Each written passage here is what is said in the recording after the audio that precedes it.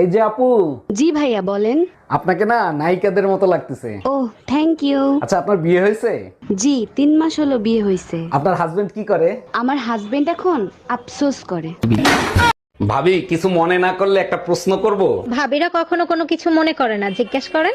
একটা হাতির সামনে একটা উলঙ্গ লোক দাঁড়ায় আছে, হাতিটা ওই লোকরে কি প্রশ্ন করতে পারে? আপনাকে দেখে মনে হচ্ছে জানোয়ার আর মানুষের ভিতরে কোনো পার্থক্য নাই। না ভাবি, হয় নাই। তাইলে আমি পারবো না, আপনি বলেন। হাতি প্রশ্ন করছে, এত ছোট সুর দিয়ে কেমনে শ্বাস নেন? এই নাও 50 টাকা নাও। 50 টাকা কিসে? তুমি আমারে চুমু দিলা না, ওর জন্য খুশি হয়ে আমি 50 টাকা দিলাম। চুমু দিলে টাকা পাওয়া যায়? হ্যাঁ। শিবুদার তো আমি অনেকগুলো চুমু দিয়েছি, তাহলে শিবুদার কাছে আমি অনেকগুলো টাকা পাবো। যাই নিয়ে আসি। আপু, আপনাদের মোতা জায়গাটা একটু দেখাবেন?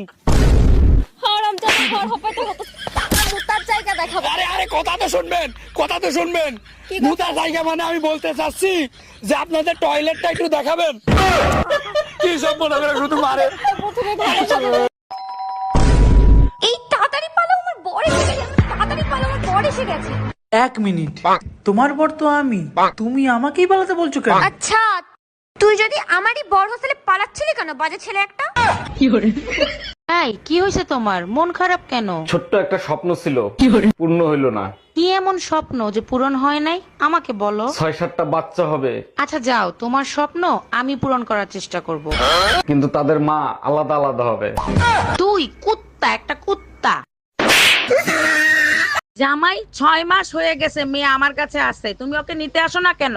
আপনার মেয়ে আমারে রান্না করা শিখাইছে, থাল বাসন মাজা শিখাইছে, কাপড় ধোয়া শিখাইছে। দেখছো জামাই, আমার মেয়ের কত গুণ, অল্প দিনে তোমারে কত কিছু শিখাই দিছে।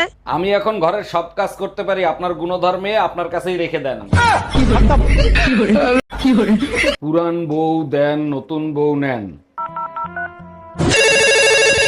হ্যালো, আপনাদের এখানে নাকি পুরান বউ দিলে নতুন বউ দেন? জি ভাইয়া, ঠিকই শুনছেন, পুরান বউ দিলে নতুন বউ পাবেন। আচ্ছা, পুরান বউ দেওয়ার পরে কতক্ষণ পর আপনারা নতুন বউ দিবেন আর কত টাকা নিবেন? ভাইয়া 3 ঘন্টার ভিতর নতুন বউ পেয়ে যাবেন, আর 5000 টাকা দিতে হবে। আচ্ছা ঠিক আছে, আমি এক্ষুনি আসতেছি, আপনি ঠিকানা বলেন। New market, Rumpa beauty parlour.